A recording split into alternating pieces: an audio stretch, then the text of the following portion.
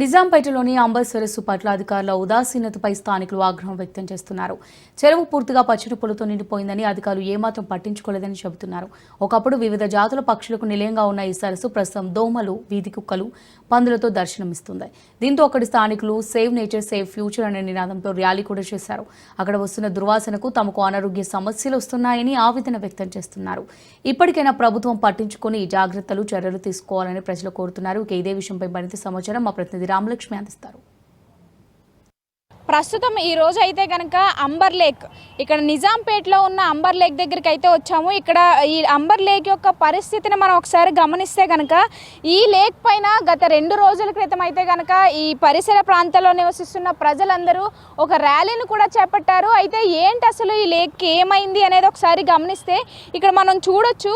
ఇది ఒక mini tank బండ్గా చేయాలనుకున్న లేక్ ఇప్పుడు చాలా చెత్త చెదారాలతో నిండిపోయిందని చెప్పాలి. లేక్ మొత్తం కూడా గ్రీన్ వాటర్తో నిండి ఉన్న పరిస్థితి ఇక్కడ కనిపిస్తున్నాయి. సో ఇటు ఈ జంతువుల్ని తీసుకెళ్తున్న ఒక ఆయన అయితే ఉన్నాడు, ఇక్కడే నివసిస్తాడట. ఒకసారి అతనితో మాట్లాడి తెలుసుకుందాం. ఎక్కడ ఉంటారు మీరు? ఈయనే ఉంటారు. ఎన్నేళ్ళ నుంచి ఉంటున్నారు? 18 ఏళ్ళ నుంచి.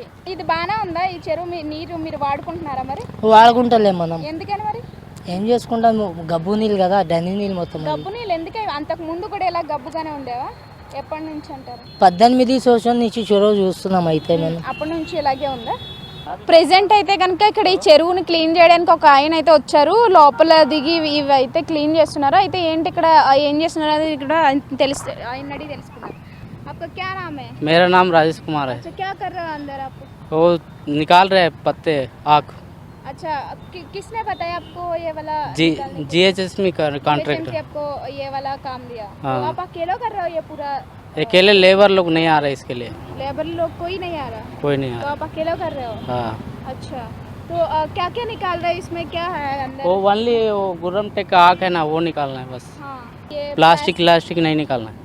वो नहीं निकालते? नहीं निकालते। तो उसको क्यों छोड़ना?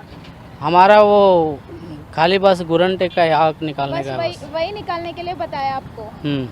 तो प्लास्टिक ऐसे ही छोड़ रहे हैं?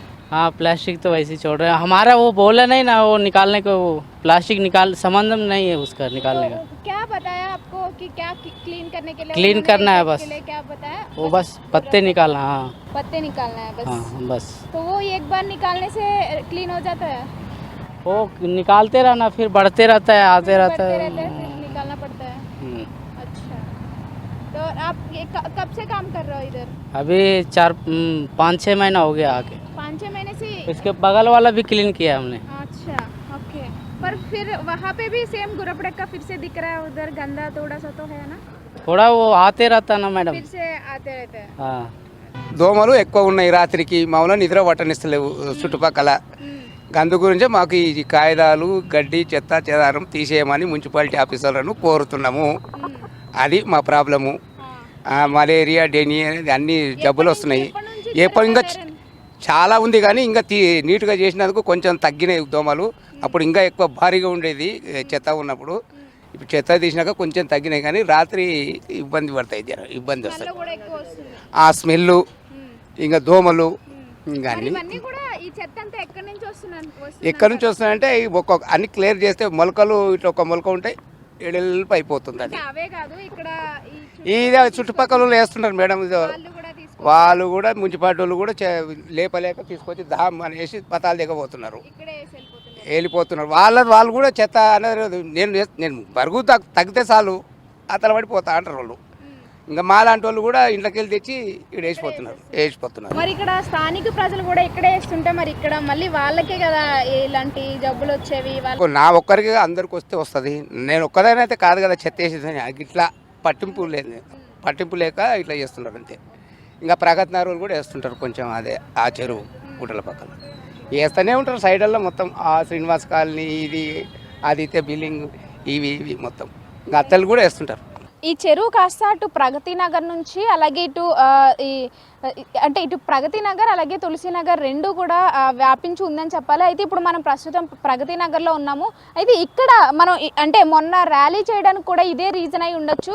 ఇది మొత్తం ఇక్కడ ఒక 30 మీటర్స్ వరకు కూడా మొత్తం గుర్రపుడెక్క ఎక్కడ ఖాళీ లేకుండా అసలు ఇదంతా కమ్మి ఉందని చెప్పాలి.